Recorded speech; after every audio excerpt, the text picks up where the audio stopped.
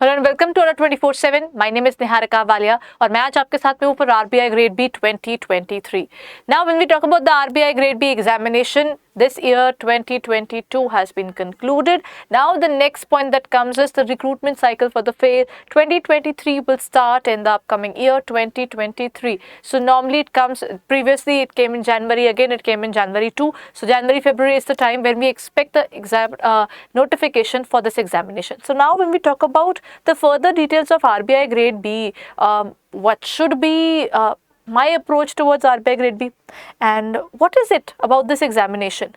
What is the exam pattern for the examination? And if I'm looking forward to RBI grade B, then what is that particular thing I need to keep in mind if I'm just about to start my preparation? कितने सारे questions हैं जो हमें कहीं ना कहीं tickle करते हैं when we are preparing for the RBI grade B examination, and you deserve to know the answers for that. And at the same time, if you haven't asked these questions to yourself, then you need to start asking these questions, because the examination is all about answering the questions correctly.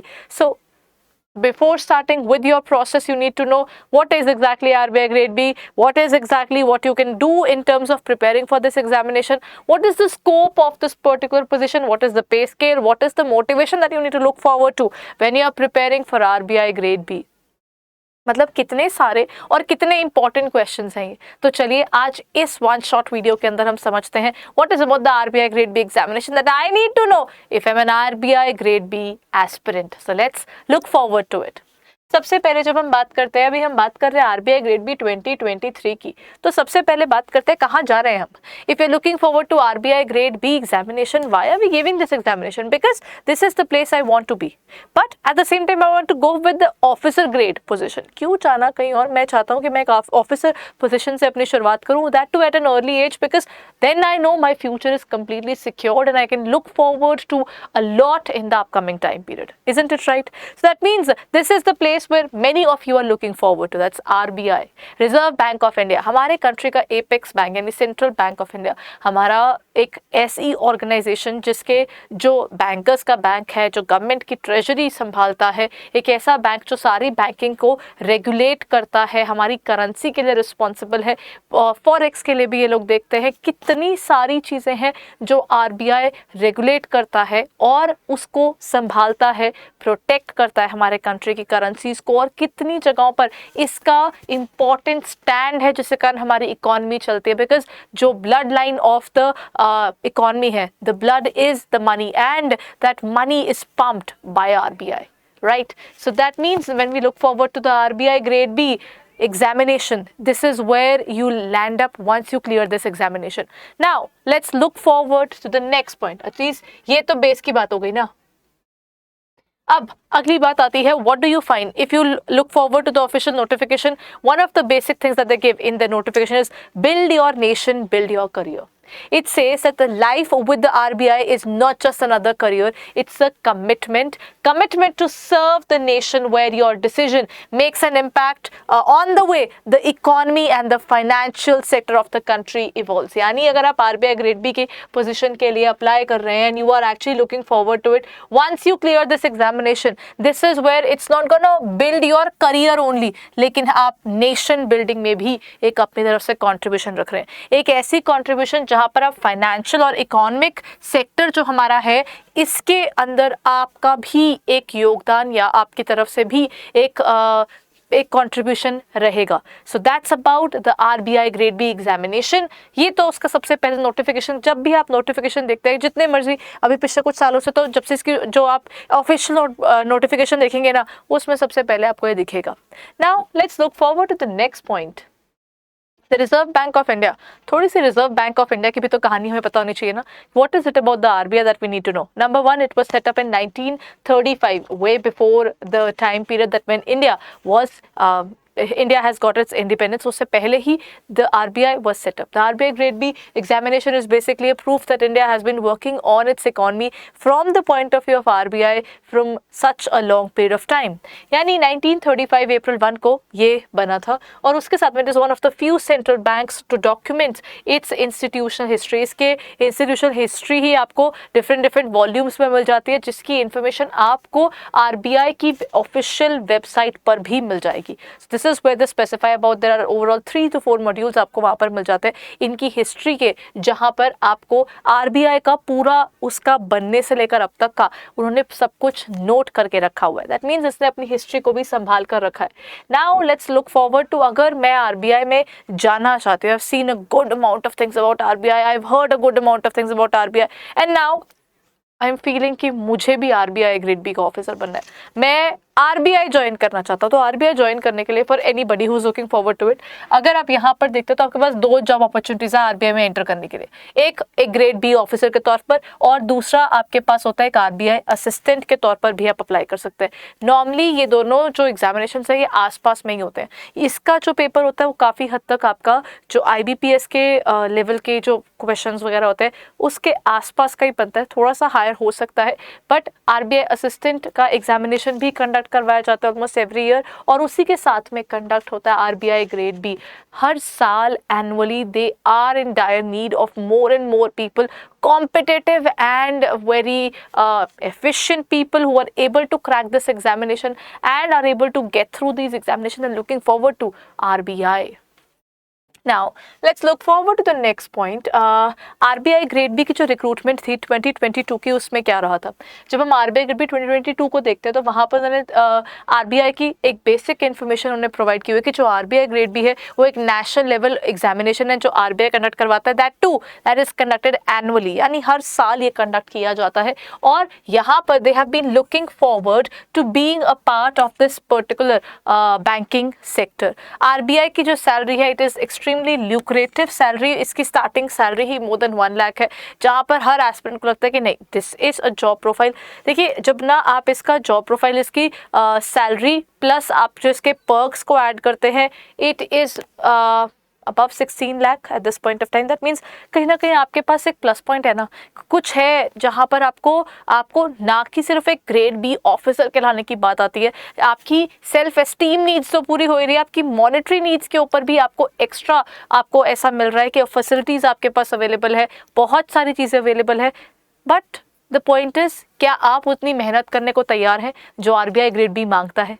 Now that is what you need to look forward to. अब यहाँ पर उन्होंने कहा है कि इसके main reasons यही है कि this is a job which brings respect, it is respectful job in terms of the economy point of view. इस ऑर्गेनाइजेशन के अंदर जाना एक बहुत ज़्यादा रिस्पेक्टफुल चीज़ आ जाती है। आरबीआई ग्रेड बी की जो जॉब्स निकलती हैं, आरबीआई ग्रेड बी जो 2022 की जो नोटिफिकेशन निकली है उसके अंदर इस बार क्या आया था, उसमें आपके पास 3 पोस्ट थी, one is journalist, DEPR and DSIM। उनके 3 डिफरेंट लेवल्स की पोस्ट निकली थी for the RBI grade B officer assistant. जो आपके पास आरबीआई ग्रेड बी का जो ऑफिसर है उसी की जो है वो आपके पास ये 3 लेवल जॉब्स आई हैं। देन उसके बाद हम बात करते हैं जॉब प्रोफाइल की। अगर मैं एक आरबीआई ग्रेड बी ऑफिसर बनना चाहती हूँ, I am looking forward to that, what is a job profile, इसकी जॉब प्रोफाइल क्या करता है एक आरबीआई ग्रेड बी ऑफिसर? बड़ा जेन्युइन क्वेश्चन है, ये हमें पता होना भी बहुत जरूरी है। सो उसको समझते हैं। जब हम उसका पॉइंट ऑफ व्यू देते हैं, इनके पास बहुत सारे फंक्शंस एक साथ जुड़ते हैं। यानी एक इनका काम रहता है रेगुलेशन, सुपरविजन, एनफोर्समेंट का, यानी ये लोग मॉनेटरी पॉइंट ऑफ व्यू से, इकोनॉमी पॉइंट ऑफ व्यू से भी तो चीज़ों को देखते हैं, फाइनेंशियल सेक्टर को ये देखते हैं, फाइनेंशियल मार्केट्स को, फॉरेक्स के अंदर भी एक रेगुलेशन के पॉइंट ऑफ व्यू से एक आरबीआई ग्रेड बी के ऑफिसर को काम करना होता है। साथ ही साथ ये बैंकर्स बैंक भी है, यानी एक आरबीआई ग्रेड बी ऑफिसर का जो मेन इंटरेक्शन है वो ब्रांच मैनेजर्स या आपके जो असिस्टेंट मैनेजर्स हैं उनकी बजाय they are meeting the top heads of the banks. हर बैंक का जो टॉप लेवल हेड्स होते हैं ये उनके साथ में जुड़ते हैं, बिकॉज बैंकिंग की पॉलिसीज के अंदर इनका भी तो एक वर्किंग रहता है। They are not only involve in terms of the researches and जो इनकी पॉलिसी मेकिंग के अंदर जो अमेंडमेंट्स रिक्वायर्ड है या बाकी सब उनकी जो फॉर्मुलेशन होती है उसमें इनकी वर्किंग होती है, उसके लिए ये कोऑर्डिनेट भी करते रहते हैं top level executives of the various banks. So वो भी इनका रहता है कि यानी बैंकिंग, पेमेंट्स, फाइनेंशियल इंक्लूजन और करेंसी मैनेजमेंट का भी ये लोग देखते हैं। पिछले कुछ समय में फाइनेंशियल इंक्लूजन एक इनएविटेबल सिचुएशन हो चुकी है, उसकी ज़रूरत पड़ रही है। आपको रूरल एरिया के अंदर भी पहुंचना, रूरल एरिया के अंदर पहुंचने के लिए मेहनत थोड़ी ज़्यादा है, क्योंकि अगर आप रूरल एरिया तक पहुंचना चाहते हैं तो आपको क्या करना होगा, आपको कंट्री के अंदर टेक्नोलॉजी को और ज़्यादा अडेप्टेबल बनाना होगा, उसको चीप बनाना होगा ताकि लोग उस तक पहुँच सके और उसका इस्तेमाल कर सके। एक तरफ इकॉनमी उससे बिल्डअप कर रही है और दूसरी तरफ आरबीआई अपनी तरफ से कोशिश कर रहा है कि वो बैंक्स जो हैं वो बैंक्स के अंदर और ज़्यादा अच्छे से उनकी रीच बढ़ा सकें, तो वो यहाँ पर आपको देखने को मिलता है। मॉनेटरी पॉलिसीज़ में रिसर्च और फाइनेंशियल स्टेबिलिटी के अंदर भी इनका एक इंपॉर्टेंट रोल रहता है। मॉनेटरी पॉलिसीज़ जो हमारे कंट्री की हर साल बनती है, उनको कंसिडर करते हुए ये देखना बहुत ज़रूरी हो जाता है कि हमारे पास में जो ऑप्शंस अवेलेबल हैं, उन सब ऑप्शंस के साथ में हमारे पास कौन कौन से रिपरक्यूशंस हो सकती हैं, या हम लोग इन्फ्लुएंसेस निकालते रहते हैं कि फाइनेंशियल स्टेबिलिटी हमारे कंट्री में कैसे लाई जा सकती है। डिमोनेटाइजेशन से लेकर जीएसटी से लेकर जो भी हमारे कंट्री के अंदर हर बार इकॉनमी में जो भी चेंजेस आई जा रहे हैं, उनको लेकर चलना, उनकी रिसर्चेस करना। Then governance, HR and support and customer service. देखिए, बात ये आ जाती है कि इन सब एरियाज़ को देखने की भी ज़रूरत होती है।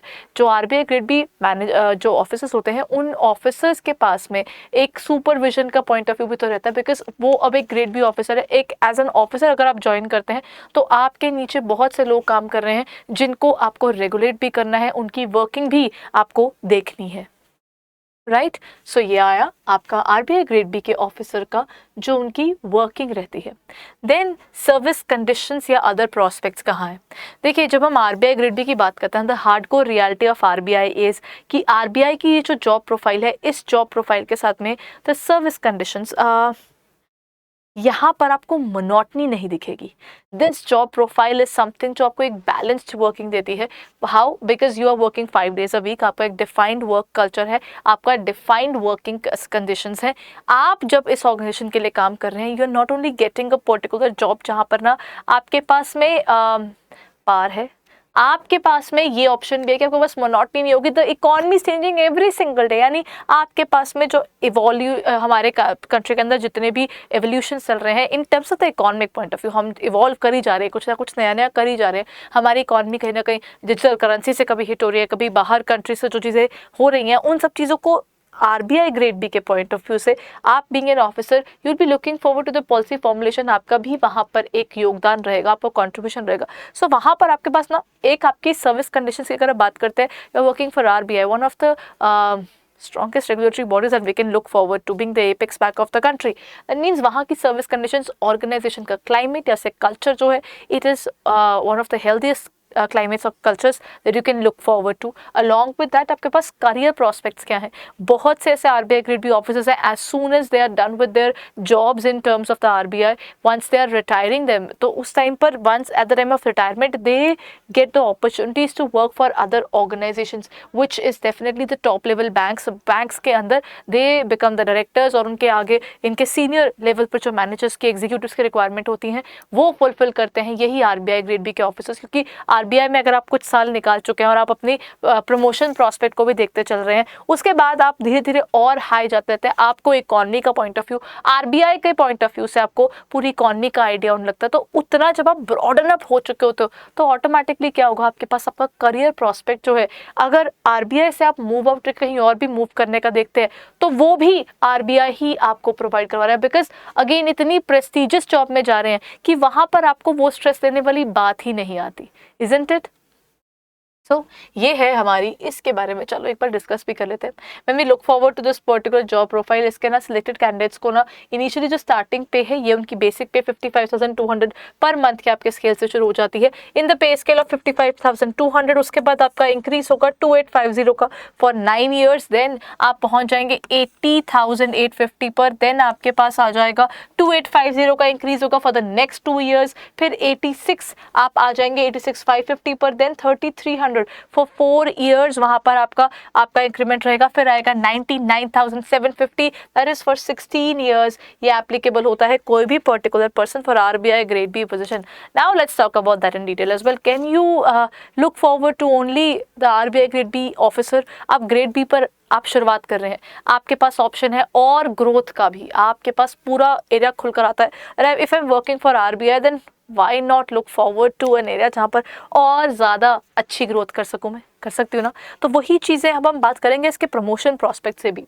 चलिए let's look forward to that as well. But before that आपका जो पे स्केल होता है, it is at this point of time 16 to 18, उसके ऊपर ही अभी आपका इसका प्लस चल रहा है। साथ में जो इसका पे स्केल होता है, पे स्केल के साथ में ही तो बेसिक पे की बात की, इसका जो पे स्केल है अगर आप वैसे देखोगे ना, तो उसके साथ में ही you get DA, you get local allowances, you get HRA, you get family allowance. आपको उसके जो रिगार्डिंग मिलता है, आपको यू गेट इंसेंटिव्स और साथ में ना आपको एडवांसेस भी मिलते हैं अगर आप अपने घर के लिए कुछ परचेज करना चाहते हैं. If you want to study you get a laptop as well. आप अपने लैपटॉप या कुछ भी परचेज करना चाहते हो तो उसके लिए आपको एडवांसेस भी मिलते हैं फ्रॉम द ऑर्गेनाइजेशन ओनली. आपकी पढ़ाई का जो आगे if you want to upgrade yourself further वो भी आपके पास यहाँ आता है. At this point of time जो इनिशियल इमोल्यूमेंट्स अगर आप देख रहे हैं, this is as per 2022 that I am telling you. Every year it increases, यानी अब यहाँ पर वो दिया हुआ है 1,08,404, ये हर साल बढ़ता ही है. सो ये आपको ध्यान में रखना है. और आरबीआई ग्रेड बी ऑफिसर जो होते हैं उनके पास एक प्लस पॉइंट होता है कि देखिए आपकी जो जॉब प्रोफाइल है ना वो कुछ ऐसी है जहाँ पर ना आपका जो आपकी पोस्टिंग्स आती हैं वो अच्छी जगहों पर ही आएंगी, यानी आप मेट्रोपॉलिटन सिटीज़ की तरफ ही रहने वाले हैं थ्रू आउट योर लाइफ. आपका जहाँ पर आरबीआई का जो ऑफिसेज होंगे आपकी पोजीशन वहीं पर आएगी, आपकी रिक्वायरमेंट वहीं पर होगी. तो अगर आप उन एरियाज़ में जाते हैं तो आपके पास पूरा ग्रोथ का एक सिनेरियो बनकर आता है ना कि आपको कंफर्ट मिलेगा वहाँ लाइफ का. साथ ही साथ आपको housing accommodation from the government is also there. तो यानी आरबीआई आपको वहाँ पर हेल्प करती है. आपको एचआरए मिलता है 15% ऑफ द बेसिक पे अगर आपको अकोमोडेशन नहीं दी जा रही है तो.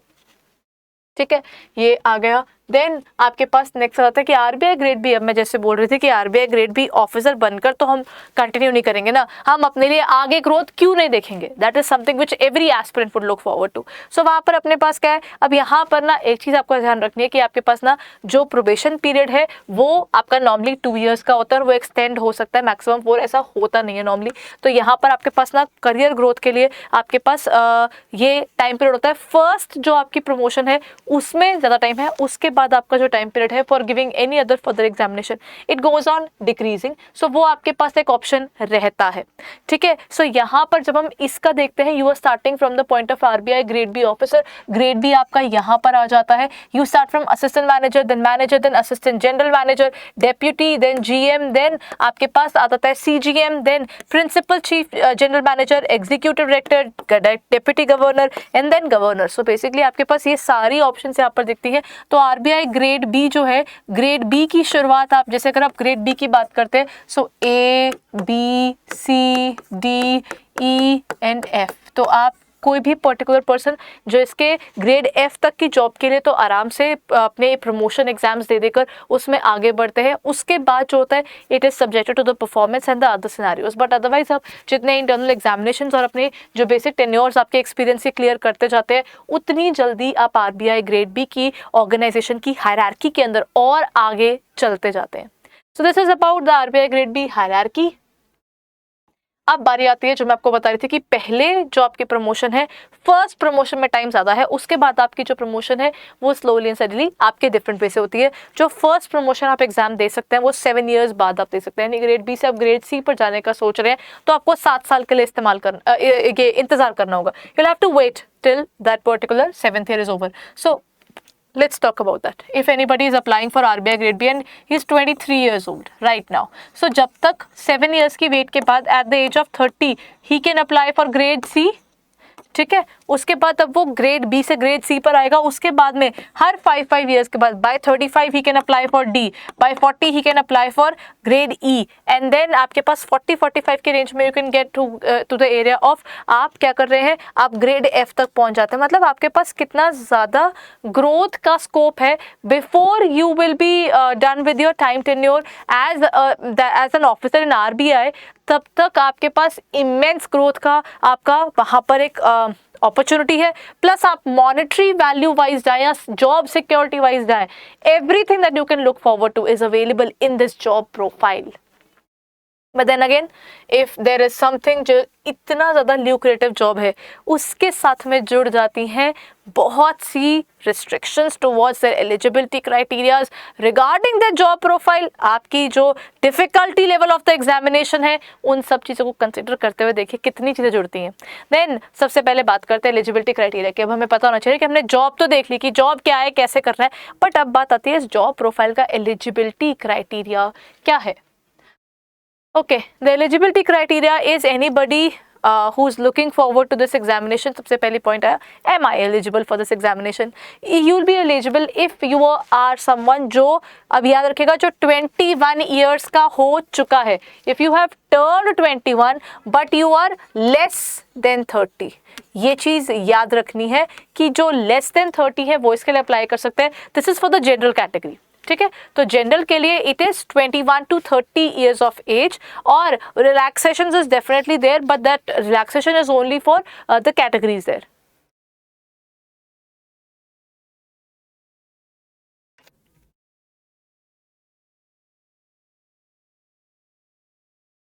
Then relaxations में जनरल कैटेगरी के लिए रिलैक्सेशन आपको देखने को मिलती है for MPhil and PhD aspirants. उनके लिए जो जिनके पास एमफिल या पीएचडी की क्वालिफिकेशन है वो 32 and 34 ईयर की एज तक ये एग्जामिनेशन दे सकते हैं.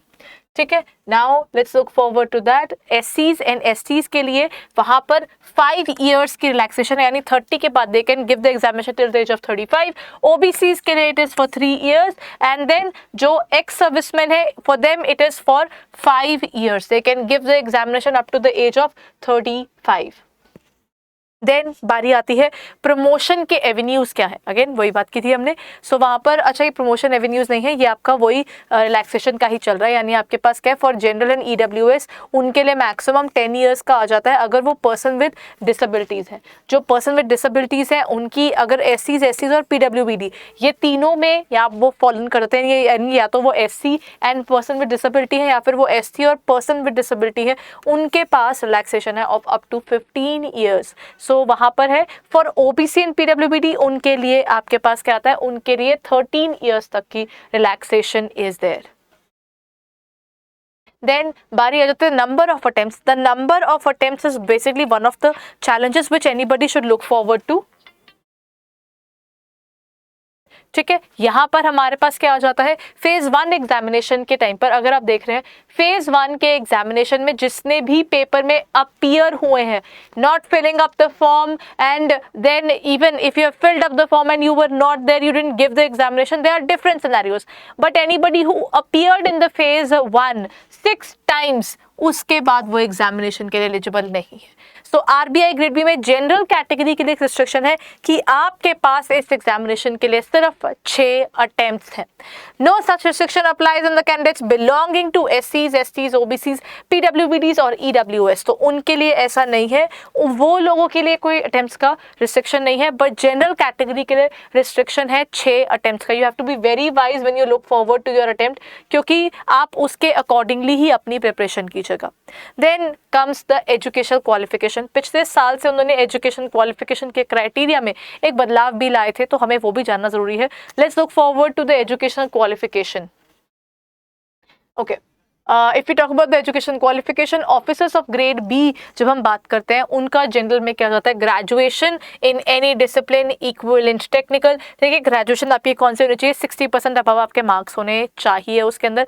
जो पर्टिकुलर पर्सन किसी स्पेसिफिक कैटेगरी में फॉलो करते हैं, एससीज, एसटीज, पीडब्ल्यूबीडीज, उनके लिए जो कैटेगरी है उनके लिए 50% है, जो जनरल है उनके लिए 60% है. ग्रेड बी ऑफिसर की पोजीशन के लिए जनरल जो है इसकी, ठीक है. और उसके लिए जो अगर कोई पर्टिकुलर स्टूडेंट है जिसका 50% या 60% नहीं बन रहा है, अगर ग्रेजुएशन के पॉइंट ऑफ व्यू से देखें और उसने उसके बाद पोस्ट ग्रेड भी किए, तो आपकी पोस्ट ग्रेजुएशन के अकॉर्डिंग भी आप देख सकते हैं. जैसे और जरूरी नहीं कि इन दोनों में चाहिए, अगर आपका यहाँ पर स्कोर नहीं बन रहा तो आप पोस्ट ग्रेजुएशन में आपको स्कोर बनाना होगा minimum 55% for all those aspirants जो प्रिपेयर कर रहे हैं फॉर आरबीआई ग्रेड भी आपका 55% होना चाहिए. अच्छा, ये कई बार ना एस्पिरेंट्स पूछते होते हैं कि ma'am we are in the last years, can we apply for this examination? Technically you can not, because you need to clear the examination. आपका जो रिजल्ट होता है वो उसमें आपको बताना होता है, तभी आपकी एलिजिबिलिटी बनाई जाती है. सो ये नहीं होना चाहिए कि आपने पहले अप्लाई कर दिया and you are wasting one of your attempts, because if you are appearing in the examination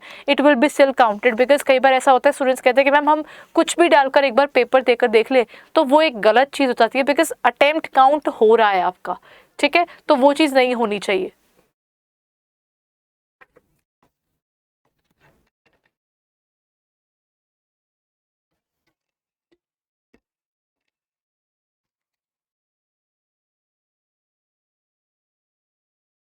ये तो बात हुई इसकी मिनिमम एजुकेशन क्वालिफिकेशन की, यानी या तो आप अपनी ग्रेजुएशन में 60% का स्कोर रखें, इन केस इसमें 60% नहीं हुआ है, इसमें आपकी जो मास्टर्स है उसके अंदर आप 55% का मिनिमम स्कोर रखें। अगर आपका यहाँ नहीं बन रहा, यहाँ बन रहा है, तो आप 60% के अकॉर्डिंग अप्लाई कर दे। मतलब दोनों में से जो क्राइटेरिया आपका पूरा हो रहा है ना, किसी भी एक क्राइटेरिया पर आप अपने हिसाब से अप्लाई कर सकते हैं। फॉर एसटीज उनके लिए यहाँ पर उनके लिए उन्होंने इसमें भी रिलैक्सेशन रखी है। So it is also there, उनके लिए दे हैव टू पास, ठीक है, they have to be pass in all the semesters aggregate के हिसाब से।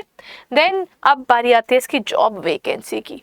मैम कितनी वैकेंसीज निकलती हैं हर साल, कितनी सीट्स होती है? अगर मैं प्रिपरेशन कर रही हूँ या कर रहा हूँ तो मेरे पास क्या अपॉर्चुनिटी है कि मैं किस तरीके से अपना वर्क कर सकता हूँ?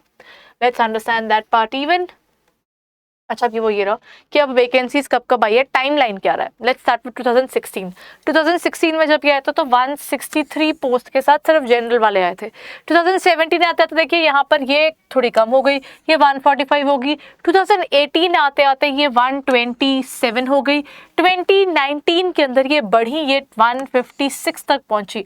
लेकिन उसके बाद 2020 में तो एग्जाम हुआ नहीं, तो 2021 में they come up with 270 seats and then उसके बाद नियर अबाउट आपका जो पिछली बार का था उसके ऑलमोस्ट डबल के थोड़ा सा कम है। तो 2020 में तो हुआ नहीं बिकॉज ऑफ द कोविड, तो 2020 के बाद 2021 के अंदर दे गॉट 270 एंड देन 2022 के अंदर they came up with 238 seats only for the general. उसके बाद जैसे 2017 ऑनवर्ड्स जो है वो आपको जो ग्रेड बी का ऑफिसर है उसमें वहाँ पर DEPR का भी दिखा, it was 12 earlier, then it came to 22, then उसके बाद वो बढ़कर यहाँ पर पहले 22 तक गया, फिर 19 में इट केम डाउन टू 2020 में ना होने के कारण 2021 में they came up with 29 seats and 22 के अंदर they came up with 31 seats. Same thing goes in 2017, उनके पास पहले ग्रेड बी ऑफिसर के लिए 4 सीट्स थी, देन 18 में वो बढ़कर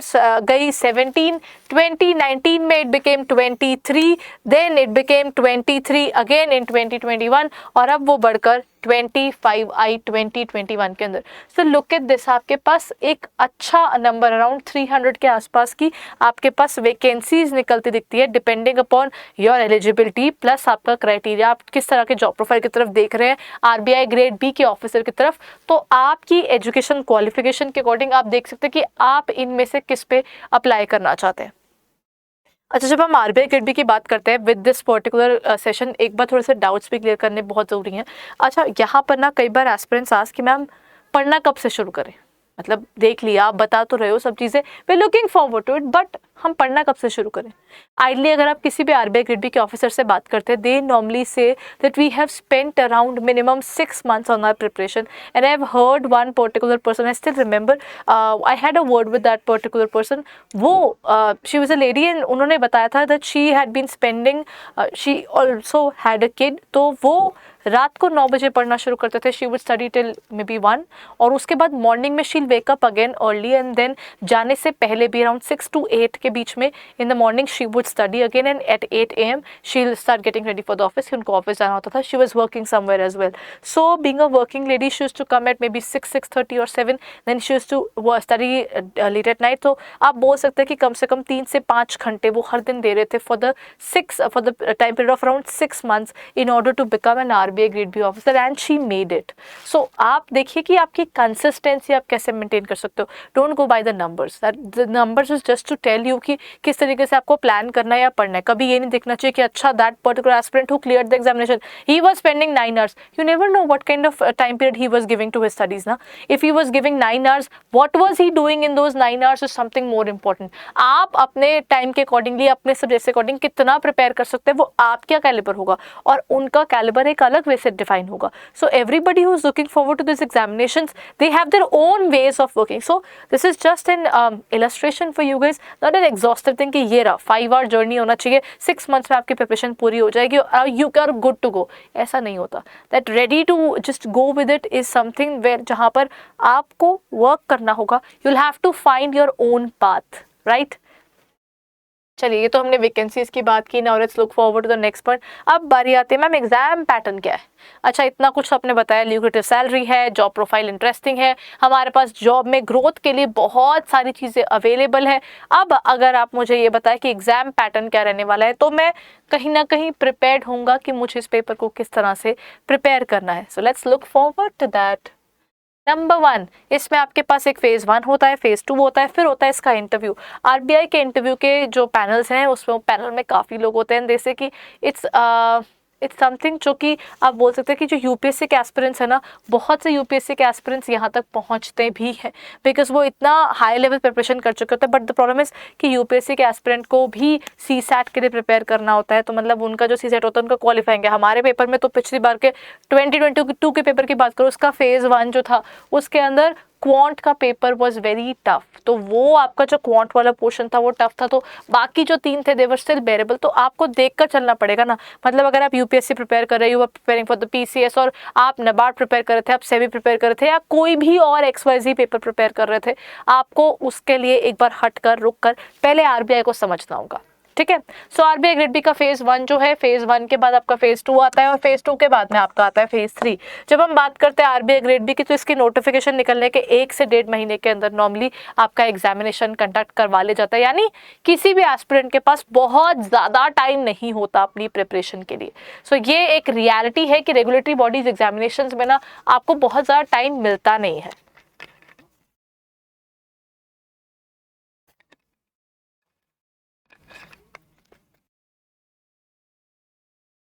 अब बारी आती है आगे, चलो जरा समझते हैं फेज 1 में क्या होता है।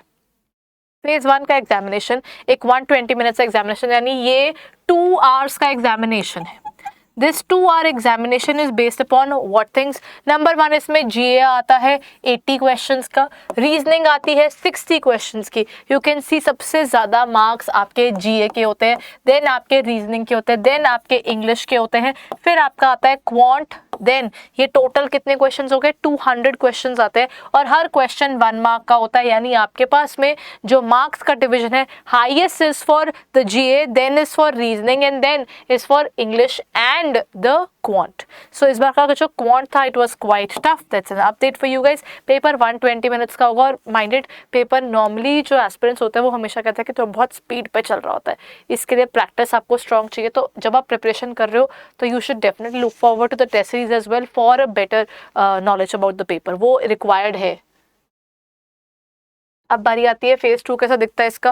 फेज 2 के अंदर हमारे पास आता है economic and social issues, then आपके पास आता है पेपर 2 में इंग्लिश राइटिंग, और आपके पास आता है पेपर 3 आपके पास आता है एफएम का। देखिए ये है फेज 2। फेज 2 आपका डिस्क्रिप्टिव भी है और ऑब्जेक्टिव भी है। आपके पास 30 क्वेश्चन आते हैं ऑब्जेक्टिव के, और उसके बाद में आपके पास एक क्वेश्चन पेपर अलग सा, मतलब उसके ना आपके पास 6 क्वेश्चन, और में से आपको कोई 3 आपको करने होते हैं, 6 में से आपको 4 क्वेश्चन करने होते हैं, और वो है आपका डिस्क्रिप्टिव का एरिया। यानी इस पेपर के अंदर आपको पेन पेपर नहीं चाहिए, you need to increase your typing speed, because ये वाला पेपर एक ऑनलाइन पेपर काउंट होता है। ठीक है, कंप्लीटली ऑनलाइन है। फेज 1 जो आपका एमसीक्यू बेस्ड है वो तो ऑनलाइन है ही है, लेकिन उस साथ में जो सेकंड पेपर है यानी फेज 2 है वो भी ऑनलाइन है। अब मेरे पास एक और क्वेश्चन है जो कई बार एस्पिरेंट्स को पता नहीं होता, वो पूछते भी नहीं है, लेकिन you should definitely be knowing about this कि अगर आप फेज 1 आप क्लियर कर लेते हो तो फेज 2 के लिए आपके पास कितना समय होता है। आई वुड से कि वो 30 डेज के आसपास का आपके पास टाइम होता है पिछले पेपर होने के बाद। यानी अगर आप प्रिपेयर कर रहे हो ना तो आपके पास टाइम नहीं है उतना, you don't have enough time कि मैम फेज 1 क्लियर हो गया, फेज 1 का रिजल्ट आ गया, 10 दिन उसमें जाएंगे, 7 से 8 दिन तो आपके मिनिमम जाएंगे। सो आपका 22-23 दिन आपके पास इफेक्टिवली बचते हैं to prepare for the second phase, जिसके अंदर आपको डिस्क्रिप्टिव क्वेश्चंस भी हैं, जिसमें आपको ऑब्जेक्टिव क्वेश्चंस भी हैं। Think about the level of learning जो आपको देखने वाली रिक्वायर्ड होती है वहाँ पर, it's just way too much. और उसके हिसाब से ना बहुत बार एस्पिरेंट्स क्या करते हैं, फेज 1 क्लियर करने के बाद बैठ जाते हो, कहते हैं सोचा नहीं था फेज 1 निकलेगा, अब निकल तो गया लेकिन मेरे को पता ही नहीं कि मैं फेज 2 के लिए पढूं कैसे, बिकॉज डिस्क्रिप्टिव के लिए पहले पढ़ना शुरू नहीं किया होता, तो पता ही होता है कि हमें दिक्कत आ रही हो। तो इसका एक बहुत मेजर नुकसान होता है that you clear the phase 1 but you not able to make the phase 2 because you didn't have the long term learning. आपने अपने लिए उस लॉन्ग टर्म जर्नी को कवर करने का सोचा ही नहीं है, right, which is definitely wrong. Then अब आपके पास क्या है, जब फेज 2 के लिए प्रिपेयर करोगे तो उसमें आपके पास 50% ऑब्जेक्टिव है, 50% सब्जेक्टिव है। जो आपका पेपर 1 है उसके अंदर क्या होगा, आपका प्रपोज टाइम है 30 मिनट्स आपको मिलते हैं ऑब्जेक्टिव के लिए, और 90 मिनट्स आपको मिलते हैं आपके डिस्क्रिप्टिव पेपर के लिए। डिस्क्रिप्टिव के अंदर आपके पास क्या होगा, ये ईएसआई का है और आपके पास एक रहता है एफएम का। दोनों के पेपर में सिमिलरिटी क्या है, 50% मार्क्स जो ऑब्जेक्टिव है और 50% सब्जेक्टिव है। जो आपका 30 मिनट्स के लिए क्वेश्चन मिलता है उसमें 1 और 2 मार्कर मिलता है। आइडियली आप बोल सकते हो कि 30 क्वेश्चन के आसपास का आपके पास रहेगा, ये 50 मार्क्स का होता है। और उसके अलावा इसमें 1 और 2 मार्कर आपके पास क्वेश्चन आते हैं। और बहुत अब ना केस स्टडी बेस्ड क्वेश्चन बहुत हो गए, वो इस बार था भी कि जो आपके ऑब्जेक्टिव पेपर आया था वो केस स्टडी बेस्ड काफी था। और आपके पास जो 90 मिनट्स में आपको करने होते हैं, इनमें आपको 6 क्वेश्चंस मिलेंगे। जैसे अब हम फाइनेंस और मैनेजमेंट की बात करते हैं तो ऊपर में 15 मार्कर के अंदर जो सेक्शन है उसके अंदर से भी आपको कोई 2 करने हैं। फिर एक 10 मार्कर का सेक्शन होता है, 3 में से आपको इधर भी कोई 2 करने हैं और इधर भी कोई 2 क्वेश्चंस करने हैं। यानी 15 इंटू 2 क्वेश्चंस कर देंगे तो 30 मार्क्स एक के हो गए और 20 मार्क्स दूसरे के हो गए। टोटल मार्क्स आपके कितने हो गए, 50 हो गए। 50 marks is something that you are getting. ठीक है, तो आपको उतने आपका डिस्क्रिप्टिव के लिए प्रिपेयर करना है और आपको प्रिपेयर करना है वो इसके डिस्क्रिप्टिव का एक और पेपर आएगा। यानी इन दोनों पेपर्स में तो आपके पास मिक्स आता है, ऑब्जेक्टिव प्लस डिस्क्रिप्टिव। लेकिन जो आपका ये इंग्लिश का पेपर है वो कंप्लीटली डिस्क्रिप्टिव है। सो ये एक डिस्क्रिप्टिव पेपर रहेगा जिसमें आपके पास 3 क्वेश्चंस होंगे, जिसमें आपके पास होगा एक एसे, देन एक आपके पास होगा रीडिंग कॉम्प्रिहेंशन और एक आपके पास आती है प्रेसी, और वो आपका टोटल होगा 100 मार्क्स का पेपर। ये जो फेज 2 है इट कैरीज 300 मार्क्स। ठीक है, अलॉन्ग विद दैट इसके बाद आता है आपका interview. The interview carries 75 marks. ठीक है, तो इसका मतलब जब आपका मेरिट बनता है तो वो 375 में से आपका क्लब्ड कितने मार्क्स है वो आपको बताना। तो द फाइनल मार्क्स इज 375। इसमें से जो आपका स्कोर है वो आपको आरबीआई की ग्रेड बी ऑफिसर के लिए क्वालिफाई करने में मदद करता है। वो आपकी सिलेक्शन के लिए जिम्मेदार होगा, whatever you earn out of 375। Depending upon the limited number of seats you need to be very competitive and at the same time vigilant when you are preparing for this examination, कि पता होना चाहिए मुझे इतना तो score करना ही करना है। अब बारी आती है कट ऑफ्स की। Let's look at that, the cut offs timeline for RBI grade B examination.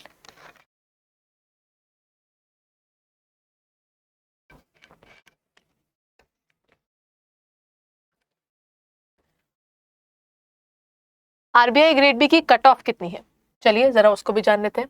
RBI grade B की जो कट ऑफ गई है जनरल अवेयर, ये है आपका फेज 1 का। इंडिविजुअली मैं हर एग्जामिनेशन का ना आपके साथ 2021 का डिस्कस कर रही हूँ। 2022 की डिटेल्स अभी उतनी इन डेप्थ नहीं आई हुई है, तो वंस दे आर आउट तो we will be discussing that as well, but let's look forward to the 2021 first.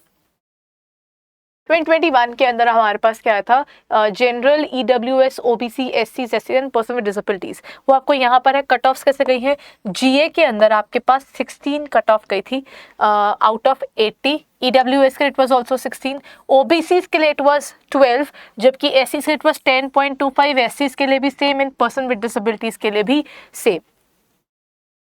Reasoning में it was 12 and 12 for general and EWS. OBCs के लिए it was 9, then STs के लिए it was 7.75, then STs के लिए again 7.75 and person with disabilities के लिए भी 7.75. Then English language के अंदर it was 6 and 6 for general and EWS. OBCs के लिए it was 4.50, SCs के लिए it was 3.75, SCs के लिए 3.75 and 3.75 for the person with disabilities. This was 80, this was 60, this was 30 and 30. Quant के लिए भी इट वाज 6 and 6, पिछली बार का जो 2022 का क्वांट वाला एरिया था it was more difficult than the other 3 sections. So ये था, उसमें ईडब्ल्यूएस में it was 6 and then OBCs के लिए इट वाज 4.5, एससीज के लिए इट वाज 3.75, एसटीज के लिए it was 3.75 again and PWBD के लिए इट वाज 3.75। ये था 2021 का फेज 1। जब हम फेज 2 की बात करते हैं उसमें जनरल का स्कोर वाज 66.75, देन जो कट ऑफ मार्क्स आपके 2019 में थे और उसको देखिए जनरल की कैटेगरी में वो कैसे रहा है। 2017 में इट वाज 52, 18 में it was 105.75, then 2019 में it was 122 and then it was 66.75 in 2021.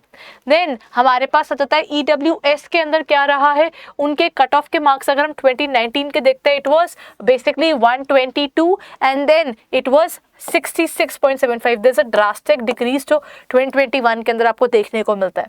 OBCs के लिए it was 47 in 2019 and 2017, 18 में it was 95.75, then 19 में it was 115.50 और 21 के अंदर it was 63.75. 2020 का ऐसे नहीं है क्योंकि 2020 के अंदर एग्जामिनेशन नहीं कंडक्ट हो पाया था. 2017 it was again 35 for SCs in terms of the examination phase 2, then it was 91.75 for the area of 2018 phase 2 का आपके पास आ गया, then it was 108 और पिछली बार आता 53.50, then STs के लिए it was 35 in 17, then 91.75 आया 18 में, 2019 में it was 108 और 2021 के अंदर it was 52.75. Person with disabilities के लिए it was 2017 में 35 and then 91.75, 108 and 52.75. anybody who is looking forward to the phase 2, ये उनके अच्छा ये आपके पास उसका कट ऑफ गया है for the phase 2. उसके बाद आपके पास आ जाता है फेज 2 का प्लस आपके पास ना, अच्छा ये वाला आपका टोटल था, this was for the phase 1 only, ये वाला फेज 1 वाला ही है, ये फेज 2 वाला नहीं है. सो ये उसी को डिफाइन किया गया था, ये आपका सेक्शनल कट ऑफ था और ये आपका कंप्लीट कट ऑफ है. ठीक है, सो ये आपका कंप्लीट कट ऑफ है, ये फेज 1 ही है, ये आपका कंप्लीट कट ऑफ दिया हुआ था आउट ऑफ 200. ठीक है, वो आपका सेक्शनल कट ऑफ था बिकॉज इस पेपर के अंदर सेक्शनल कट ऑफ्स भी आते हैं और आपके पूरे के पूरे कट ऑफ भी निकालने होते हैं. तो वो आपका फेज 1 का जो आपका एग्जामिनेशन है वो 200 मार्क्स में से होता है. तो वो पहले जो पहला ग्राफ आपने देखा वो सेक्शनल कट ऑफ का है और ये जो सेकेंड वाला है ये आपका कंप्लीट 200 में से कितना स्कोर आता है ये उसको बताता है. और उसके बाद फेज 2 का एग्जामिनेशन है उसका कैसे गया था, फेज 2 आपका 300 मार्क्स का होता है, 75 का आपका इंटरव्यू होता है. सो ये वाला एरिया है आपका फेज 2 का, आउट ऑफ 300 मार्क्स क्या स्कोर आ रहा है. देन पर्सन विद डिसेबिलिटीज के लिए इट वाज 166.75, EWS के इट वाज 187.75, SCs के लिए 166.75, STs के लिए 167.75, then OBCs के was 187.75 out of 300 and general के it was 187.75. ये रहा था 2021 का. और 2021 का आपका जो टोटल कट ऑफ गया है फॉर द एरिया जहाँ पर उनका 375 मार्क्स की अगर हम बात करते हैं, यानी 300 का हमारा फेज 2 और 75 का हमारा द नेक्स्ट एरिया. अब उसको देखें तो PWBD के लिए इट वाज 226, उसके बाद आपका EWS का इज 218.25, STs के लिए इट वाज 205.25, SCs के लिए इट वाज 212.25, OBCs के लिए it was 241.25 and then general category it was 252.25. So ये हमारा कैटेगरी वाइज कट ऑफ रहा है. Now let's move forward and understand the details further. यहाँ पर कैटेगरी वाइज जो चूज हुए थे उनकी आपकी जो कट ऑफ थी ये गई है. अब बारी आती है फेज 1 के. हमने भी फेज 1 के बारे में बात की ना कि फेज 1 के हमने कट ऑफ डिस्कस किया, तो उसमें क्या क्या है. फेज 1 के अंदर क्वांट है, रीजनिंग है, इंग्लिश है और GA है. तो अगर हम इसकी बात करें सबसे ज़्यादा वेटेज किसकी है, GA की है. उसके बाद किसकी है, दिस इज नंबर 1, फिर रीजनिंग की है, फिर ये दोनों इक्वल है, मतलब रैंक 3 पे दोनों इकट्ठे आ जाते हैं 30 मार्क्स के साथ में. ठीक है, लेकिन अब हम बात कर रहे हैं सबसे मेजर पोर्शन कौन कवर करता है, वो करता है GA. तो जब हम GA की बात करते हैं तो GA में क्या क्या आएगा. GA में हमारे पास स्टैटिक आता है. स्टैटिक GA जो होती है वो रफली 10 to 15 मार्क्स के आपके पास रहती है. करंट GA जो होती है उसकी परसेंटेज थोड़ी ज़्यादा है as compared to the static one. वो करंट जो है 50 to 60 की रहती है. बैंकिंग और फाइनेंशियल अवेयरनेस बेस्ड क्वेश्चंस भी रहते हैं. पिछली बार के पेपर में NABARD के ऊपर क्वेश्चन थे, आपके पास में RBI के ऊपर क्वेश्चन आते हैं, SEBI के ऊपर आपके पास क्वेश्चन आ सकते हैं. रेगुलेटरी बॉडीज में फाइनेंशियल अवेयरनेस बेस्ड आपके पास क्वेश्चन रहते हैं. रिपोर्ट्स एंड स्कीम्स रहती हैं आपके पास 15 मार्क्स की. और अदर करंट्स होते हैं अलाइड आपके पास आता है. रिजर्व्स क्या है आपके, रिजर्वॉयर्स कहाँ हैं, हाइड्रोसेक्सिटी प्रोजेक्ट्स हैं, GI टैग्स हैं और आपके पास में अवार्ड फंक्शंस हैं, अपॉइंटमेंट्स हैं, रेजिग्नेशंस हैं, जो भी वो पर्टिकुलर एरिया आपके पास कवर होता है. इसके अंदर बुक्स हैं, नॉवेल्स हैं, अवार्ड्स जिन्होंने जो रिसीव किए लेटेस्ट और कोई स्पेसिफिक स्पोर्ट्स के टूर्नामेंट्स हो रहे हैं उनका सारा आपके पास यहाँ पर मिलता है अदर करंट में. ठीक है. अब बारी आती है, ज़रा एक बार थोड़ा ध्यान से ये भी समझिए कि पेपर के अंदर हमें कौन कौन से एरियाज को कवर करना है फॉर द क्वांट के लिए आपको कवर करना है। देखिए कई बार एस्पिरेंट्स ये पूछते हैं मैम इसका लेवल क्या रहता है, क्लरिकल के अकॉर्डिंग है या मेंस के अकॉर्डिंग है। इसके पेपर के अगर पॉइंट ऑफ व्यू से बात की जाए तो ये आपके ना जो पीओ के मेंस वाला है ना, आप उस लेवल की प्रिपरेशन ज़रूर रखिए जब आप क्वांट और रीजनिंग को देख रहे हैं। ठीक है, इंग्लिश का लेवल तो इसका ऑटोमेटिकली अच्छा है ही, बट इनके लिए आप इसको देख सकते हैं।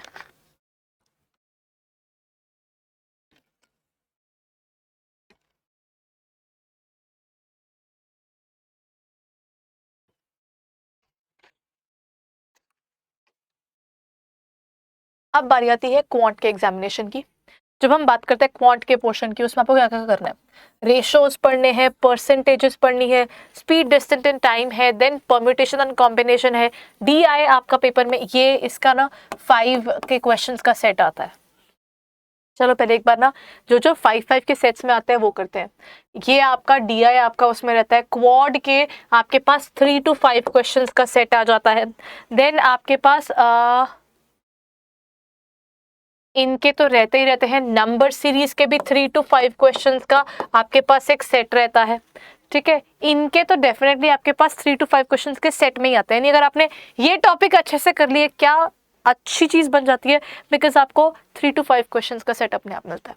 देन मिक्सेस एंड एलिगेशन है, अप्रोक्सीमेशंस है, प्रोबेबिलिटी है, इनइक्वालिटीज है, इनइक्वालिटीज में से भी सेट बन जाते हैं क्वेश्चंस में ना, आपके पास मल्टीपल सेट्स में आते हैं। देन अपस्ट्रीम एंड डाउनस्ट्रीम है, सिंपल एंड कंपाउंड इंटरेस्ट है, टाइम एंड वर्क है, स्टॉक एंड शेयर्स है, ये सारे आपके पास अवेलेबल है in the area of quantitative aptitude.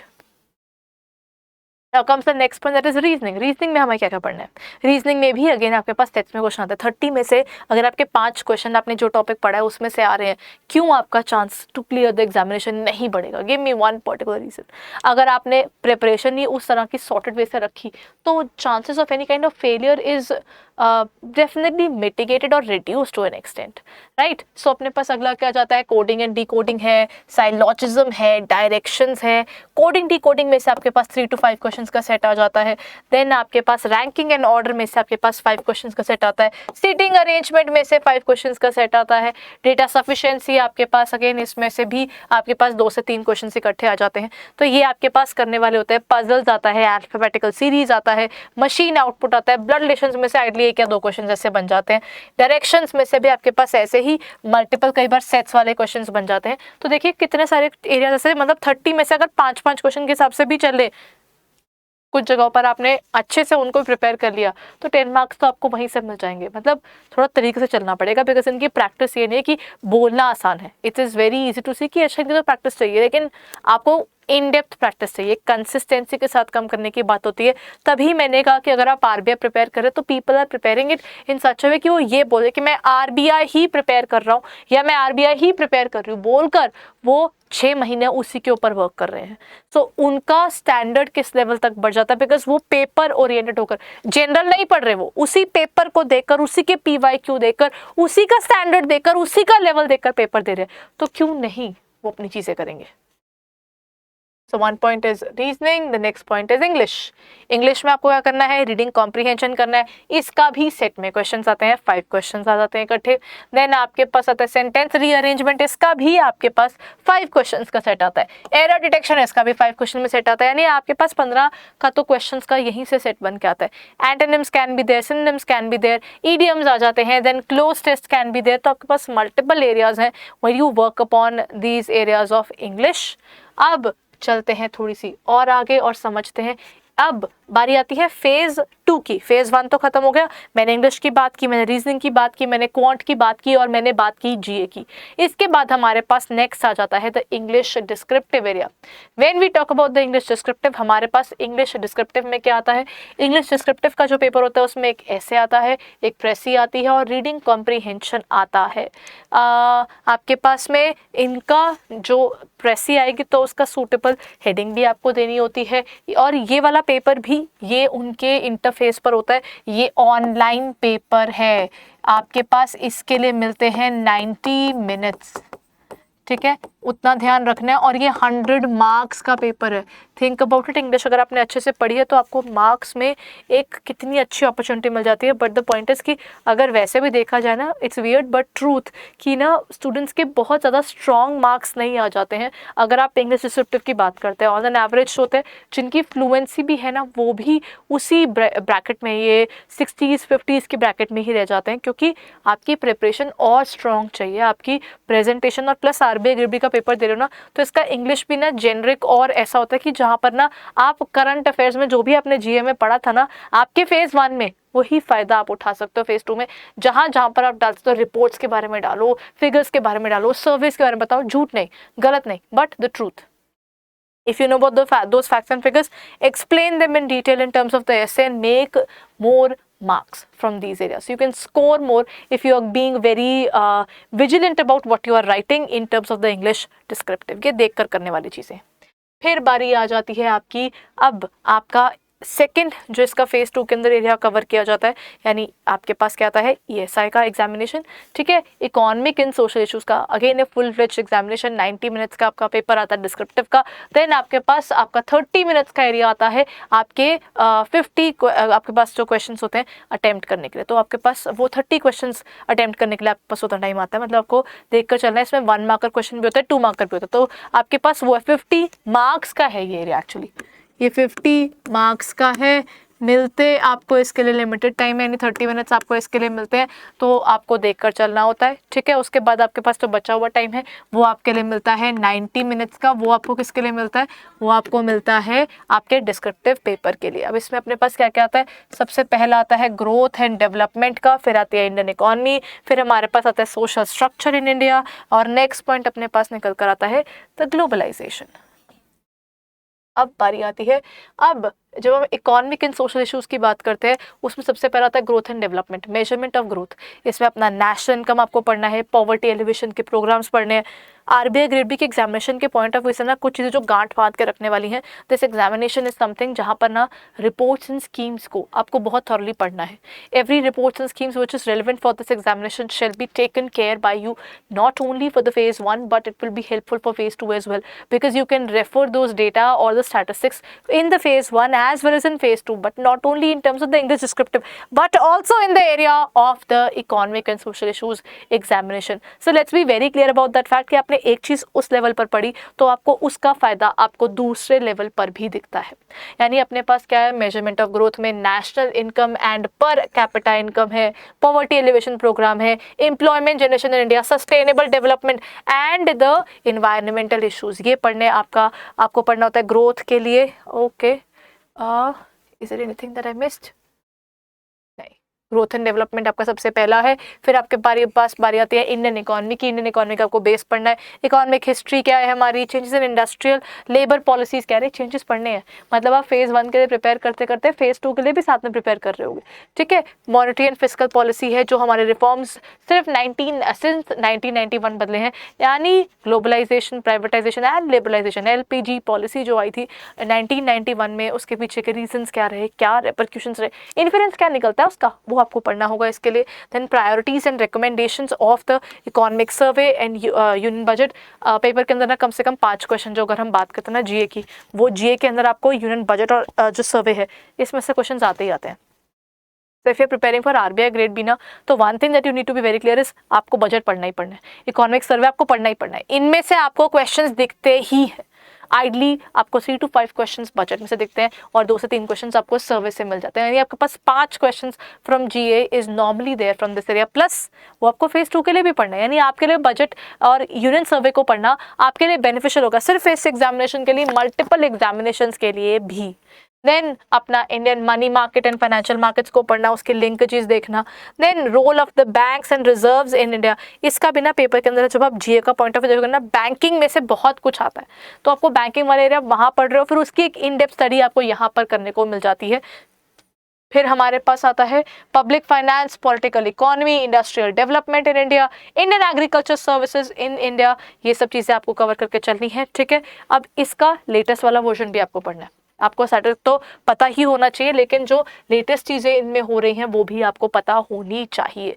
फिर बात आती है ग्लोबलाइजेशन की। ग्लोबलाइजेशन में ग्लोबलाइजेशन क्यों आई इंडिया में, उसका रिप्रिकॉशंस क्या आ रहे हैं। अब इंडिया के साथ में जब हम ग्लोबलाइजेशन की बात करते हैं, IMF, WTO वो सब भी जुड़ जाते हैं, तो हमें उनके साथ के जो हमारे पैक्ट्स चल रहे हैं उनके साथ की समिट्स वो सब चीज़ें आपको पढ़नी है।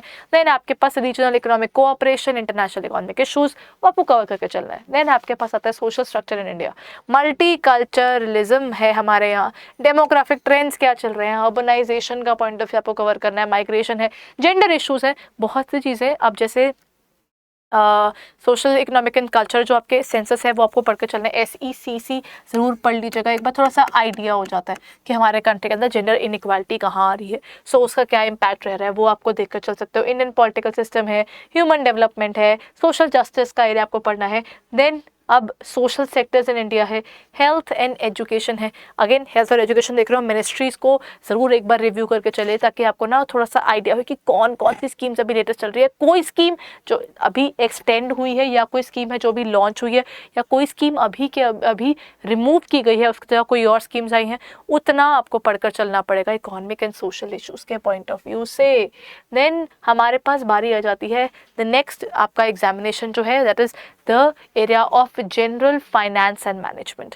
फाइनेंस और मैनेजमेंट के साथ में आपके पास, अगर हम फाइनेंस की बात करते हैं तो आपके पास जुड़ते हैं 3 टॉपिक्स, यानी फाइनेंशियल सिस्टम, फाइनेंशियल मार्केट्स और जनरल टॉपिक्स। प्लस पॉइंट यही आपको पढ़ना है सेबी के अंदर भी, ठीक है। अब जो पीछे हमने ESI पढ़ा ना वही आपको नाबार्ड में भी दिख जाता है, यानी अगर आप इसका प्रिपरेशन करो सेम नहीं है, ट्रस्ट में ऑन दैट नोट, सेम नहीं है, आपको सिमिलैरिटी मिलेगी लेकिन सारा का सारा सेम नहीं मिलेगा। नाबार्ड का एरिया थोड़ा सा इससे अलग चलता है, लेकिन हाँ ऐसा ज़रूर है कि जो आप इसमें पढ़ रहे हैं वो आपको नाबार्ड के लिए भी हेल्पफुल हो जाता है।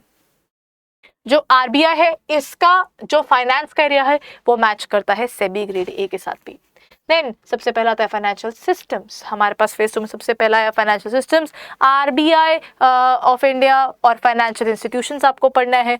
RBI की बेसिक्स आपको पता होना चाहिए, उसके फंक्शंस क्या है, क्या करता है, और अपनी उसकी मॉनेटरी पॉलिसीज क्या है। अगेन बैंकिंग सिस्टम आपको GA में आपने पढ़ा है, उसका आपने उसका करंट पढ़ा है, उसका स्टैटिक पोर्शन भी आपको पढ़ना है। Structure and concerns, financial institutions कौन से हैं, SIDBI, EXIM, NABARD, NHB, सारे।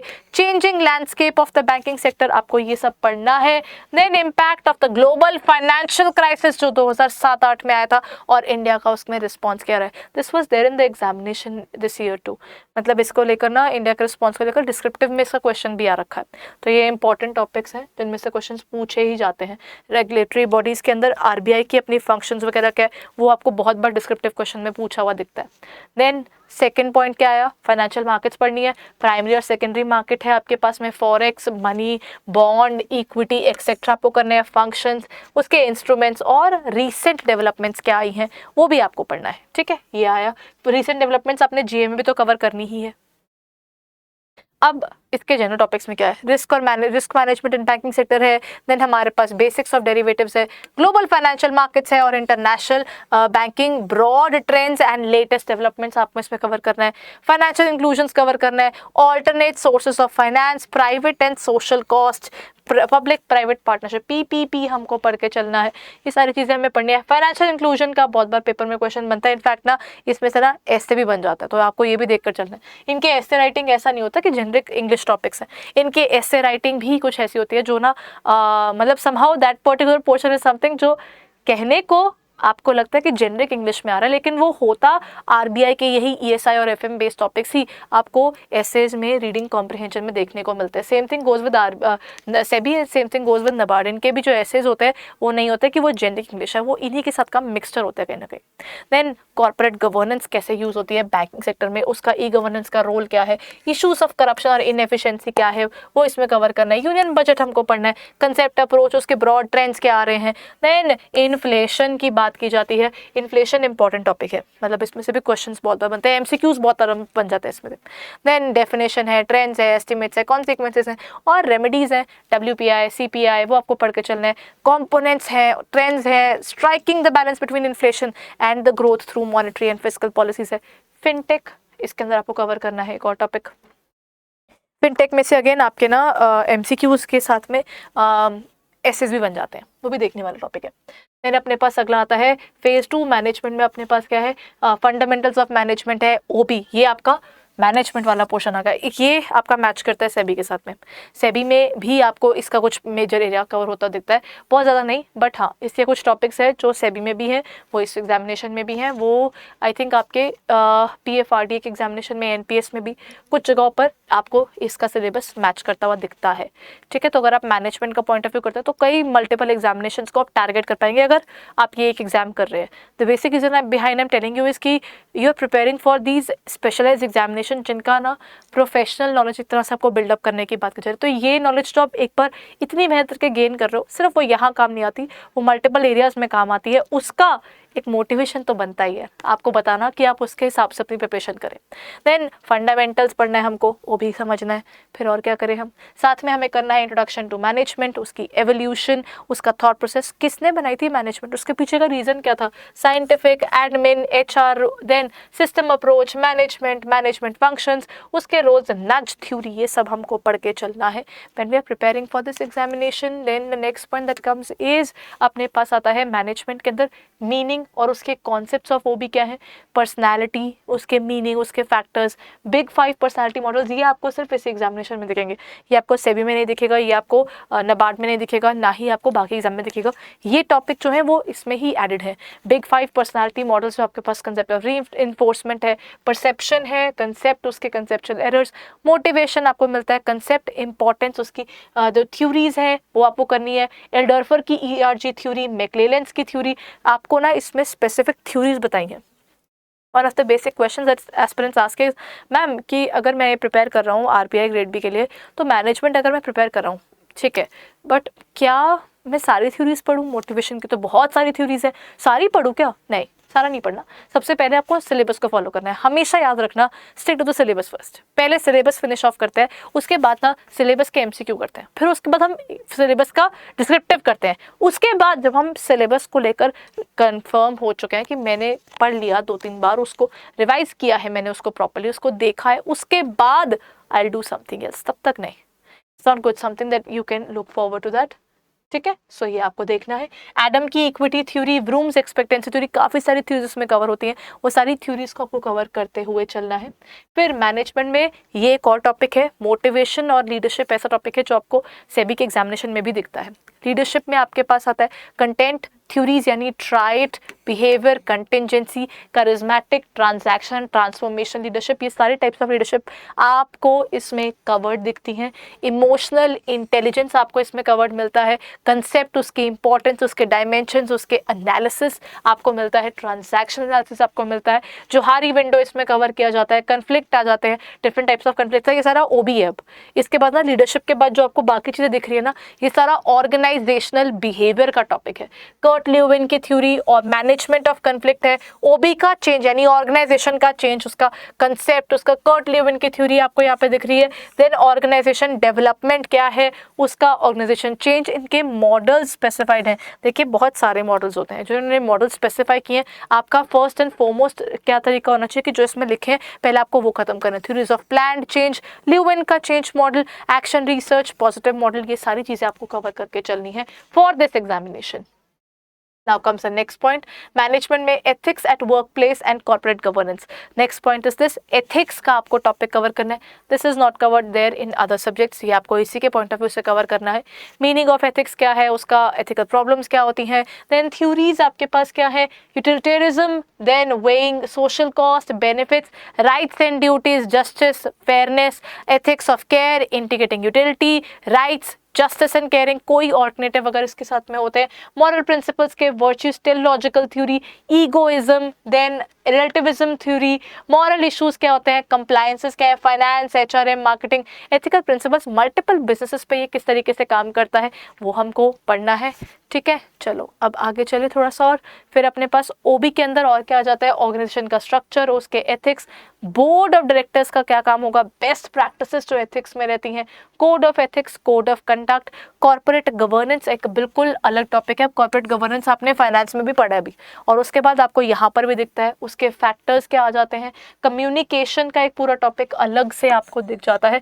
Communication is there in this examination plus SEBI में भी आता है। तो कम्युनिकेशन, उसके स्टेप्स आ गए, कम्युनिकेशन के channels, oral versus written communication, verbal versus non verbal communication, downward और लेटरल कम्युनिकेशन। उन्होंने कम्युनिकेशन के टॉपिक के भी सब टॉपिक्स आपको बताए हुए हैं कि कौन कौन से टॉपिक्स आपको पढ़ने हैं। यानी सबसे पहली चीज़, प्रिंट आउट निकालिए सिलेबस का और उसको सामने रखिए और आपको देखना है कि सिलेबस में से आपने कितना पढ़ लिया, उसको टिक करते चलिए मैंने कि ये मैंने पढ़ लिया।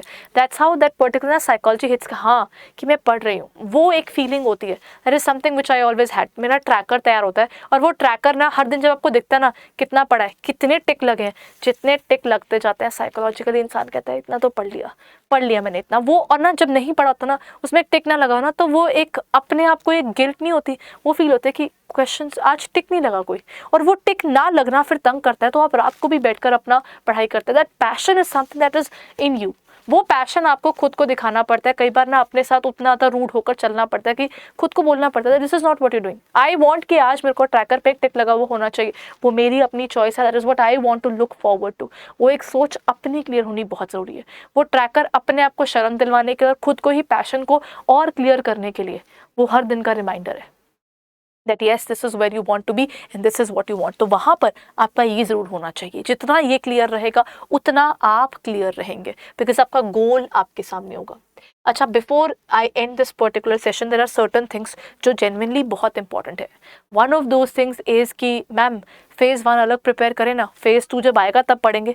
मैंने अभी आपको बताया था इसी वीडियो के दौरान कि एस्पिरेंट्स बोलते हैं कि मैम फेज़ 1 प्रिपेयर करते हैं, फेज़ 2 देखा जाएगा, अगर क्लियर होगा तभी पढ़ेंगे ना, इतनी मेहनत क्यों करें अभी। ये सोच काफ़ी हद तक फेलियर का रिस्पॉन्सिबल होती है, because people are just looking forward to अगला पेपर जो है ना, सामने सिर्फ उसका प्रीलिम दिख रहा है, लेकिन प्रीलिम निकालने के बाद हम क्या करेंगे। If I reach to that position जहाँ पर मेरे पास सक्सेस से मैं एक लेटर पीछे हूँ, मैंने उसका प्लान क्यों नहीं किया। Why haven't I decided when I reach that particular ultimate area, तब मैंने क्या करना है, वहाँ तक की तैयारी क्यों नहीं हुई, क्योंकि मुझे इंटरव्यू तक के अपनी तैयारी को सॉर्ट करके चलना है। दैट मीन्स जब आप फेज़ 1 प्रिपेयर करने बैठ रहे हैं तो फेज़ 1 प्लस फेज़ 2 ये हमेशा साथ में प्रिपेयर होना चाहिए।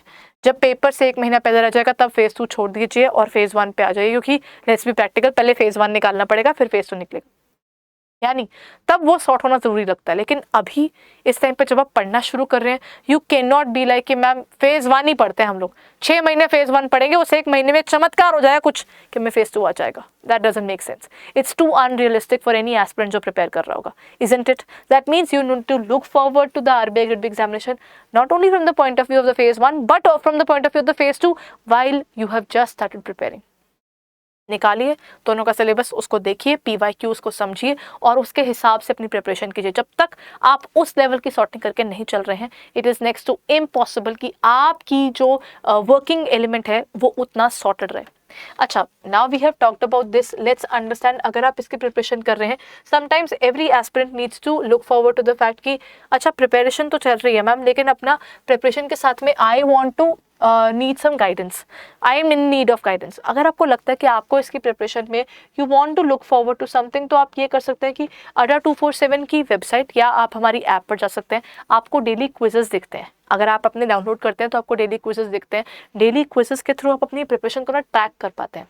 पता है, let's be fact about it, हम लोग सब पढ़ ज़रूर रहे हैं, लेकिन ये ऑनलाइन वर्किंग के साथ में ना वो मोटिवेशन का है। जब हम लोग घर पर बैठे हुए पढ़ रहे होते हैं तो क्या होता है, हम अगर ट्यूशन जाते थे, बचपन में हम ट्यूशन जाते थे, बहुत से लोगों ने ट्यूशन लगाए थे, वहाँ पर क्या होता था, पेरेंट्स हमको भेजते क्यों थे, क्योंकि वहाँ पर ट्यूशन टीचर हर दिन पूछा था होमवर्क हुआ, प्रैक्टिस हुई, टेस्ट दो, वो चलता रहता था। हमें कोई ना कोई डराने के लिए, याद दिलाने के लिए कि मेरे को पढ़ना है, कोई बैठा था। अब कोई नहीं, अब मुझे खुद ही पढ़ना और मुझे खुद को शर्म दिलाने की ओहो इतना पढ़ा है, कहाँ जा रही हूँ मैं, वो चीज़ मुझे खुद करनी है। तो उस तरीके से आपको कभी कभी एक स्टडी प्लान की रिक्वायरमेंट होती है, आपको टेस्ट सीरीज याद दिलाने के लिए होते हैं कि वो हिट करता है कि ओ ये मेरी वीकनेस है, उतना तो हमको रिक्वायर्ड चाहिए ही। तो उस रिक्वायरमेंट को फुलफिल करने के लिए you can look forward and look at our website और the app, whatever suits you. चलिए मैं आपको वेबसाइट पे दिखा देती हूँ. You just have to go to the area of यहाँ पर ना लर्निंग टुडे लर्निंग टुमारो. ये रहा आपके पास लीडिंग टुमारो का एरिया. ये अडर 24/7 की वेबसाइट है. अब आप वेबसाइट पे जाएंगे तो यहाँ पर ना आपके पास you can look forward to, यहाँ पर नीचे आपके पास मल्टीपल एग्जाम्स का एरिया दिख जाता है. बट एक काम करते हैं, हम यहाँ पर चलते हैं और यहाँ पर I am gonna right RBI. ठीक है, RBI ग्रेड बी की जब हम बात करते हैं सो यहाँ पर आपके पास आ जाता है RBI ग्रेड बी. आप ये देखिए, this is the first one, that is bank Mahapack plus. ये पर्टिकुलर एग्जामिनेशन है जो आप RBI ग्रेड बी की प्रिपरेशन कर रहे हैं, आप NABARD की प्रिपरेशन कर रहे हैं, आप SEBI की प्रिपरेशन कर रहे हैं, आप SIDBI की प्रिपरेशन कर रहे हैं, या फिर देखिए हर एस्पिरेंट हमेशा सिर्फ RBI की प्रिपरेशन नहीं कर रहा होगा, वो मल्टीपल पेपर्स दे रहा होगा. तभी मैंने आपसे बात करते हुए भी RBI और SEBI और NABARD के अंदर जहाँ पर सिमिलरिटीज आ रही थी मैंने उनकी भी बात की. बिकॉज कभी भी हम सिर्फ एक पेपर नहीं दे रहे होते, हम मल्टीपल पेपर्स को टारगेट करके चल रहे होते हैं. बिकॉज हम सबको कहीं ना कहीं होता है कि we want a better job. तो वो जब अपने पास स्कोप दिख रहा है तो हम उस स्कोप के ऊपर फाइट करते रहते हैं, राइट. सो अगर आप उसके हिसाब से प्रिपेयर कर रहे हैं तो आप देख सकते हैं बैंक महापैक प्लस को, जिसमें आप इन मल्टीपल एग्जामिनेशंस की प्रिपरेशन कर सकते हैं एक ही जगह पर, जहां पर आपको मोर देन 12,000 वीडियोस अवेलेबल है, अपडेटेड कंटेंट है, जिसमें आपके पास वैलिडिटी है और साथ साथ ना आपकी प्रिपरेशन के अंदर आप 6 मंथ्स 12 मंथ्स की वैलिडिटी के अकॉर्डिंग चल सकते हैं. At certain period of time आपके पास डबल वैलिडिटी का ऑफर भी आता है. आप एक पर्टिकुलर वैलिडिटी को डबल कर सकते हैं उस टाइम पीरियड के ऊपर, तो आपके पास अपॉर्चुनिटी है ग्रोथ की. देन चलिए, अब हमने ये चीज़ बात की है तो अब इसके अंदर आपके पास लाइव क्लासेस हैं, टेस्ट सीरीज हैं, इसके अंदर आपके पास मॉक टेस्ट है, मॉक वीडियो सॉल्यूशंस हैं, फिर आपके पास रिवीजन पैचेस अवेलेबल होता है, रिकॉर्डेड वीडियोस हैं, जब आप लाइव नहीं देख पाए तो आप रिकॉर्डेड देख सकते हैं, फिर आपके पास ई बुक्स है, पर्सनैलिटी डेवलपमेंट आपके पास होती है, because we are also providing you classes for the interview area as well. तो आपकी स्पोकन इंग्लिश इंटरव्यू प्रिपरेशन और वेबिनार्स विद द एक्सपर्ट्स, ये सब चीज़ें आपको इसमें मिल जाती है एक पैक के अंदर, जहाँ पर आप पूरा RBI देख सकते हैं. एक टाइम पे जब आप RBI की प्रिपरेशन करें तो RBI की सारी वीडियोस को देख सकते हैं, उसको दोबारा रिवाइज कर सकते हैं, मॉक टेस्ट दे सकते हैं. एक अनलिमिटेड एरिया जो आपके लिए खुल जाता है. ई बुक्स आपको मिल जाती हैं कि कहीं पर आपको पढ़ना है तो आपको उसके लिए दिक्कत ना आए. So what you need to do is you have to click on the area of buy now, और बाय नाउ पे आप जब आप क्लिक करते हैं तो यहाँ पर you can use the coupon code Y538. ठीक है, इससे कर दीजिए अप्लाई और देयर तो जैसे ही आप कूपन कोड अप्लाई करते हैं Y538, अभी आपको इसमें 77% का डिस्काउंट दिख रहा है. अगर आपके पास कॉइन्स पड़े हैं आपकी ऐप के अंदर तो आप उसका भी इस्तेमाल कर सकते हैं. अलॉन्ग विद दैट अगर आप ऐप से करते हैं तो 78% का डिस्काउंट मिल जाता है, एडिशनल 1% डिस्काउंट मिल जाता है. तो जितनी जल्दी हो सके इसको देखिए ज़रूर, क्योंकि इसमें आपको क्या बेनिफिट होगा. अगर मैं इसकी बात करूँ सो इस पर्टिकुलर पेपर की, आप कोई भी पेपर अगर देख रहे हैं, अगर आपने SEBI खोल लिया, आपने RBI खोल लिया, कोई भी, अगर मान लीजिए हम RBI की प्रिपरेशन नहीं कर रहे तो RBI का स्टडी प्लान आपको दिखता है कि आपको टाइम टेबल कि किस समय कौन सी क्लास होगी. आप तब तक उसी क्लास को देखें, उसको रिवीजन करें और उसके साथ में चलेंगे तो आपकी प्रिपरेशन में ना एक मोटिवेशन रहती है कि कोई तो मेरे साथ में मेरी प्रिपरेशन में हेल्प कर रहा है. वो ग्रुप स्टडी वाली चीज़ें अब पॉसिबल नहीं हो पा रही हैं, तो ऐसा नहीं है कि मैं खुद अकेले प्रिपेयर कर रहा हूँ. मेरे पास एक मोटिवेशन है कि एक पर्टिकुलर टाइम टेबल बना हुआ है और मुझे उसी के अकॉर्डिंग ही अपनी प्रिपरेशन को परस्यू करना है, तो वो आपको स्ट्रेंथन अप करता है. सो ये आप देख सकते हैं, you can use the code Y538 and that will give you discount of 77% and you just have to continue. But before I end this session let me just show you कि आपके पास क्या क्या इसमें अवेलेबिलिटी रहती है, so that you are clear about it, right. इसमें ये सारे आपको एग्जाम कवर होते देते हैं. IBPS तो इसमें है ही, IBPS RRB भी है PO, SBI clerk, SBI PO, IBPS clerk, then RBI assistant आपको इसमें कवर होता हुआ दिखता है. देन आपके पास regional cooperative banks, NIACL, NHB, LIC और GIC, ये आपके पास सारे मिलते हैं.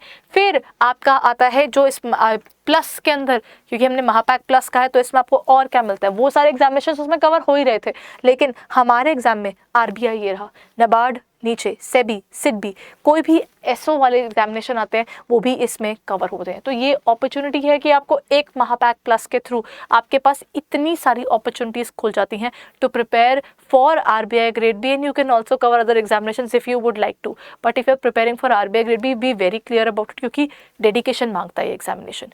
वो डेडिकेशन, वो टाइम, वो कंसिस्टेंसी, वो आपको ज़रूर डालनी पड़ेगी. आपका स्मार्ट वर्क, गाइडेंस, मेंटरशिप, हर चीज़ आपके साथ में काम करते हैं, लेकिन soul is again your self study and your consistency and hard work that you are putting in, grinding yourself. During those period of the preparation, right? So उतनी preparation के समय उतना आपका सॉर्टेड होना बहुत ज़्यादा ज़रूरी है. So if you are preparing for RBI grade B, then be very clear about that fact and prepare in the best possible way.